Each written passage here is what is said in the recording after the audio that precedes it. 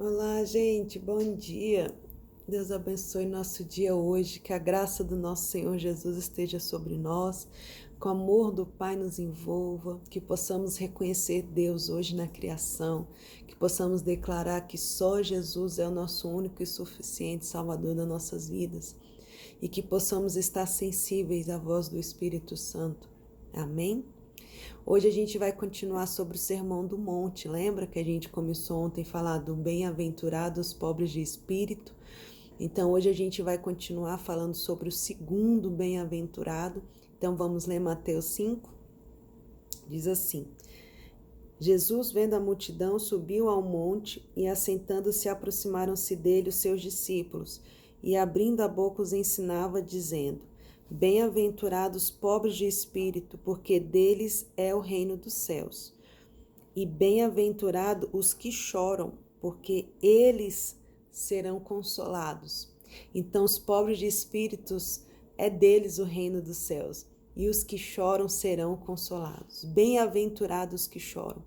Como pode, né? Como a gente consegue entender que feliz, que abençoado, que bem-aventurado é os que choram, porque serão consolados. Então, os que choram só são bem-aventurados porque serão consolados. Mas que choro é esse? Que choro é esse que vai ser consolado? Quem são esses chorões aqui bem-aventurados? E a gente precisa discernir as nossas lágrimas. A gente precisa entender que aqui esse choro não é choro de emoção, de sentimento, não é um choro egoísta, não é um choro qualquer. Aqui é um choro de dor, de agonia, de angústia. Aqui é um choro de intercessor. O nosso maior intercessor aqui na terra chama-se Espírito Santo de Deus, porque ele está em nós e a palavra de Deus diz que ele geme com gemidos inexprimíveis por nós. Será que as nossas lágrimas têm sido lágrimas com gemido por alguém?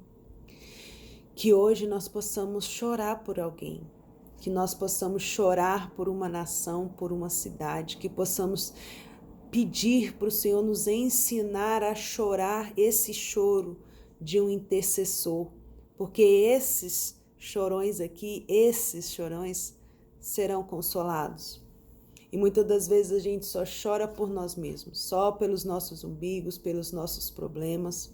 E o Senhor sempre nos ensinou a também ter um choro de intercessor. Que possamos chorar pelo Brasil, que possamos chorar pela China, pelos nossos irmãos que estão sofrendo lá naquele lugar. Que possamos chorar pelos missionários que estão aí espalhados pelo mundo. Que possamos chorar por aqueles que ainda não encontraram Jesus. Que possamos chorar pelos doentes. Que possamos chorar pelos pecadores, que possamos chorar também pelos nossos pecados, com arrependimento, que esse choro possa gerar lágrimas que vão lavar o pecado, que as nossas lágrimas tenham peso, tenham valor, que não seja em vão, que não seja medíocre, que não seja lágrimas inúteis, mas que as nossas lágrimas possam alcançar o céu. Sabe quando a palavra diz que nós devemos rasgar o nosso coração em vez de rasgar as nossas vestes? É que nós precisamos ter essa dor, esse choro que rasgue o nosso interior, que transforme o nosso interior e não o nosso exterior. Não aqui rasgar minha roupa e agora eu troco de roupa e compro outra. Não, é rasgar o meu coração, é rasgar o meu interior, é transformar a minha vida de dentro para fora. Isso é um choro legítimo, isso é um choro que será consolado. A palavra de Deus nos mostra uma mulher lá em Lucas, capítulo 7, versículo 44. Jesus diz a respeito dessa mulher. Ele fala que essa mulher, com as lágrimas dela, molhou os pés de Jesus. Será que nossas lágrimas têm molhado os pés de Jesus? E com os cabelos dela, ela enxugou as lágrimas dela dos pés de Jesus.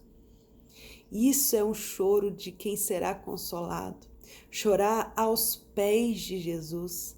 E Jesus está aqui falando sobre esse choro para nós, um choro legítimo, um choro de um adorador, um choro de um pecador que reconheceu o seu pecado, que está desesperado para que o Senhor venha nos lavar e nos perdoar.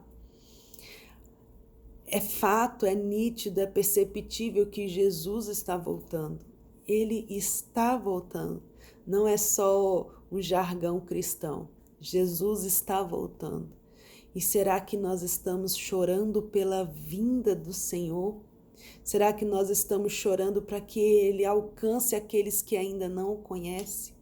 Será que nós estamos chorando pelo governo, para que o Senhor coloque pessoas íntegras no governo para cuidar das outras pessoas, para cuidar das cidades?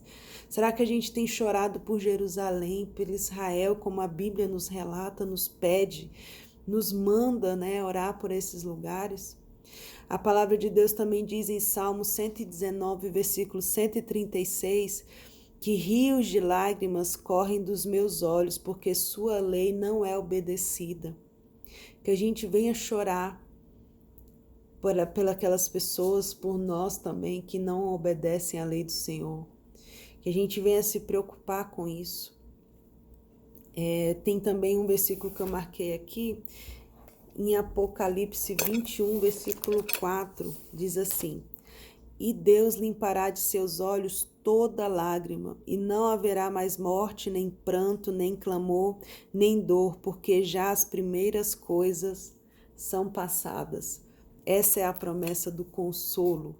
Essa é a promessa que vai chegar um dia que todas as nossas lágrimas serão consoladas. Aqui em Hebreus capítulo 5, versículo 7, diz aqui: o qual nos dias da sua carne, oferecendo com grande clamor e lágrimas, orações e súplicas ao que podia livrar da morte, foi ouvido quanto ao que temia. Jesus, ele está falando aqui, o escritor de Hebreus, que Jesus, enquanto esteve aqui como homem na terra, as orações e súplicas de Jesus, era feita com grande clamor e lágrimas. E às vezes a gente está tão seco, é um coração tão duro, que não tem mais lágrimas nas orações, que não tem mais lágrimas nas intercessões. Mas aqui ele está falando que os que choram serão consolados, os que choram serão ouvidos, os que choram serão vistos pelo Senhor. Que possamos ter não lágrimas de crocodilo, não lágrimas de emoção, mas que sejam lágrimas legítimas, que alcance os pés de Jesus as nossas lágrimas. Que possamos verdadeiramente entender que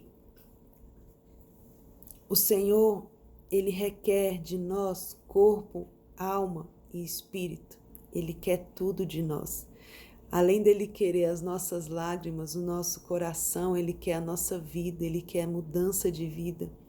Ele quer fazer parte de nossas vidas, Ele quer fazer parte de tudo isso que está acontecendo, que nós possamos permitir que Ele faça parte verdadeiramente de tudo, das nossas dores, das nossas alegrias, das nossas fraquezas, e reconhecer que Ele é a nossa força, que possamos ter choro, mas choro verdadeiro, choro que alcance os pés de Jesus.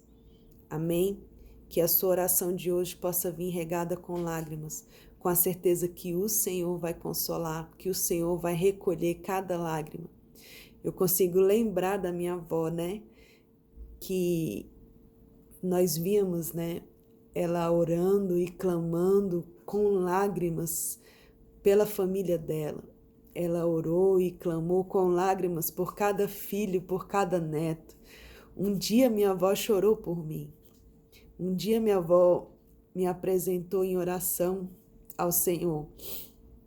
Um dia as lágrimas dela teve valor. E hoje, nós possamos reconhecer os valores de quem já chorou por nós. Que possamos lembrar de todos aqueles que choram por nós e chorar por eles também.